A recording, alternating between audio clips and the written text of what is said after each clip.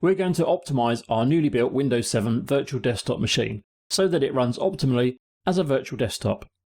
So what are we going to learn in this section? We're going to take the newly created Windows 7 virtual desktop image and run the VMware operating system optimization tool so the virtual desktop machine is tuned ready for Horizon View. We will take a look at some of the key things that will be optimized and why they need to be optimized. Once we've completed the optimization, now will be the time to install any applications that you want to be included within the base or gold image. As we said, these are the applications that all users are going to be using, for example, such as a PDF reader. The next part of the process is to then install the Horizon View agent onto the virtual desktop machine. This allows the connection server to communicate with the virtual desktop machine and allow users to access it. Finally, we will complete some post-optimization tasks, essentially cleaning up the image ready for the end users. So now we've completed the build of our Windows 7 virtual machine. So we've configured its hardware, its BIOS, we've installed the operating system itself, and then VMware tools to make it behave like a virtual machine. We now need to go to the next level and make it behave like a virtual desktop machine. And by that we mean optimizing it to run as a virtual desktop and give the best performance. So there's things that need to be switched off that essentially will generate noise and have a performance impact. So things like WYSI screensavers and backdrops and icons and flash bits and pieces. To make this easy, VMware have an optimization tool, an OS optimization tool, not to be confused with any of the other optimization tools that more are around the hardware and the network. And this tool will have a look at the operating system and then go and apply policies as required. So let's go and launch the tool and take a closer look. So we've already got the tool downloaded. It's in our shared folder on our domain controller in the OS optimization tool directory, and we literally are going to double click to run the tool on this particular desktop and optimize it. So we just click yes on the UAC control, and then the optimization tool begins to launch. As it launches, it's going to do a first pass analysis of this particular machine and have a look to see what's running, what the machine is, and so it can make some recommendations around what needs changing. So here's our first pass analysis. So here we can see that it's a Windows 7 professional machine running Service Pack 1. We have some details about the hardware, we have some details about the system name and the user, and also the Windows directory. To the right of that, on the analysis summary, we can see a block graph of what has been optimized and what has not been optimized, and some of the recommendations. So if we look at the recommended, it says here there's 88 recommended optimizations that have not yet been applied. 26 of them have. Optional, 58 not applied, 9 have been, and that gives us our totals here. So all in all, there's 157 optimizations it recommends you should apply. So what are those recommendations? So if we come down here, the first thing we can see is the template drop down. So as it's already picked up the fact that we're on Windows 7, it's applied a Windows 7 template to this machine. And what that template contains is some of the more common and popular settings that you need to optimize within Windows 7. It's already been pre-built for you. However, you can change that and add your own options as you require. So this is just kind of a starter for 10, a starting point as to where to go to start optimizing.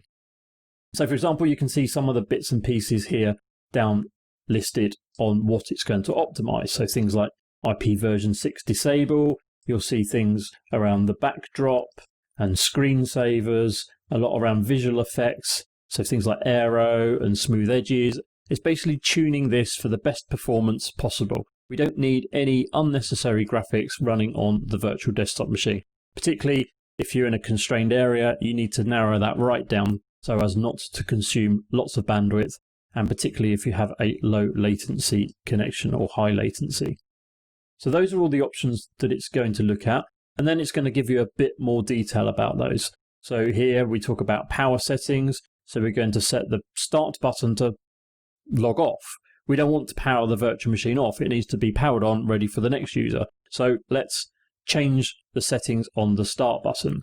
The default screensaver, make it blank. So we don't have a screensaver. Screensavers, obviously, if they're running, they're highly graphical. They're going to take up processing and graphics power. We don't want that in a virtual desktop machine. We carry on down, temporary internet files, don't want those. RSS feeds, again, we don't want those. So you can see here we've got some warnings, we've got some informations, and we've got some, yeah, we must do those. You can choose which ones, so you can select or deselect from the checkboxes by the side whether you do want them to be optimized or whether you don't, or we can just check the box there and everything gets optimized when we press the Analyze and the Optimize buttons. So if we do that now, so this is just giving recommendations currently, it's just what it's found. If we want to apply these, we click the Optimize button. So that will now go away and make all of these changes. So where it's disable RSS feeds, it's going to do that. It's going to go and disable the screensaver. It's going to change the power off button to a log off button so that users can't turn the virtual machines off. So that'll take a few minutes for it to complete. So it'll just fly through that, make all those updates and changes. And then when it has completed, then we'll see the optimization result. So it'll tell you that it has done it. You may see some that don't. That may be down to an admin permissions level, but you can see here that we've turned off the screensaver. We've carried out all of these things. Scroll down and we can see everything that has been applied. So we get to here, we can see application experience, agents disabled, defrag, so it's not going to defrag the virtual machine, we don't need to, particularly if it's a stateless desktop. When a user logs off, it's going to get destroyed anyway, so there's no point doing any defrag or management tasks on it. So that's optimized now. So we're just going to have a look at some of the tabs across the top here in the tool. So we have history. So basically what we can do here is have a history of optimizations. So if you go back and make some changes, for example, and you custom add some registry changes or some services that you want disabling, run the optimization again, then each optimization will be listed here with a date and a time. If you want to go back to one, there is a rollback button. So you can click the rollback button and then go back to a particular optimization point in time, kind of like a snapshot. So we can unoptimize, if you like, or put it back as it was. Maybe you've made one optimization too far and you need to go back. The next one is remote analysis. So we can actually do this remotely. So point this at machines out in the field, out already deployed. My templates, you can build your own templates. As we said, you can pick the operating system. You can pick what it wants to do. So for example, we would always install the applications after the optimization tool. And the reason we would do that is because if you install an application beforehand, there could be a chance that the optimization tool goes and turns something off because it doesn't like it. So maybe it's a graphics related application that's going to do something. Optimization tool says, no, you can't do that. So you'll find that the application doesn't work. If you know that's already going to happen, then you could actually put that in the optimization tool and say, hey, if you see this on this application, leave it alone. Don't touch it, and do it that way. So here we can basically choose our operating systems. We can choose all of the policies and what we want it to do. So, boot GUI there, disable the graphic for Windows 7 boot. So recommended, we can change that if you want and change all of those things when we want to run those roles. So basically you can build your own customization templates. You don't have to stick to the ones already built. Public templates, that will be a feature where you can go and share templates. So if you've built a particular template, you could go and share that. And then finally, the references tab just gives you some links to some of the optimization pages out there on the web. Things to look out for. So, how to debloat Windows 10, settings for visual effects for default users, etc. So once you have finished that and you're happy that you've optimized your agents, it's already done. It's literally just a case of closing the tool and move on to the next step. So the next step is to install the Horizon agent onto this particular virtual desktop machine image.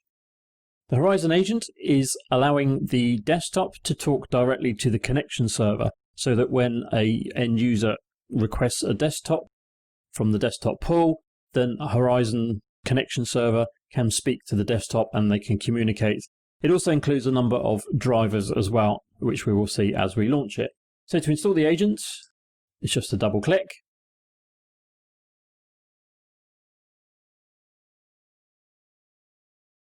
And we see the UAC, we just say yes to that. And then we see the VMware Horizon agent preparing for installation. So just load up the installer files.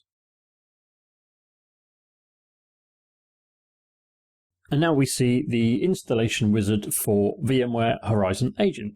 So literally click Next to continue.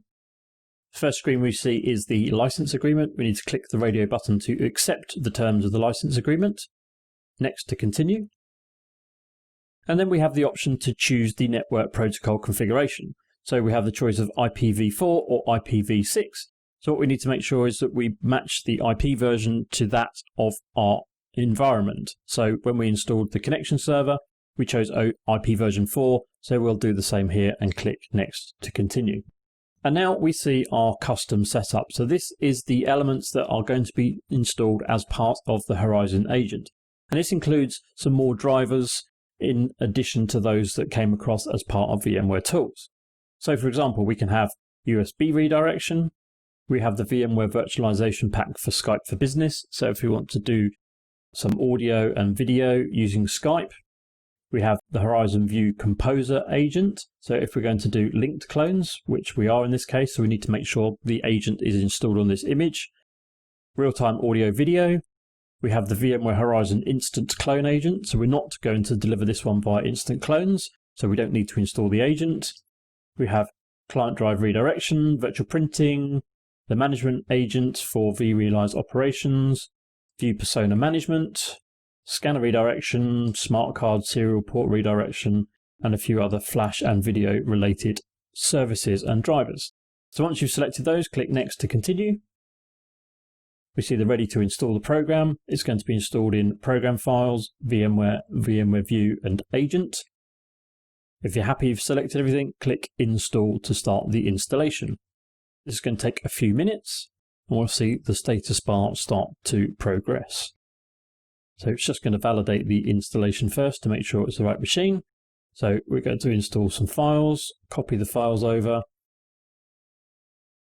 then update some of the registry settings, do the RDP configuration so we can write onto here, UDP communication settings. Now the services are installed, services are now starting. So there goes the VMware audio driver. So that's a different one, video driver. Screen will blank as it detects the resolutions. Now we get the virtual microphone driver. That's for our VoIP type products. Then finally the backup files get removed and we have our installer completed. So that's installed. We can click finish. And then because we've installed drivers and services, we need to reboot the machine.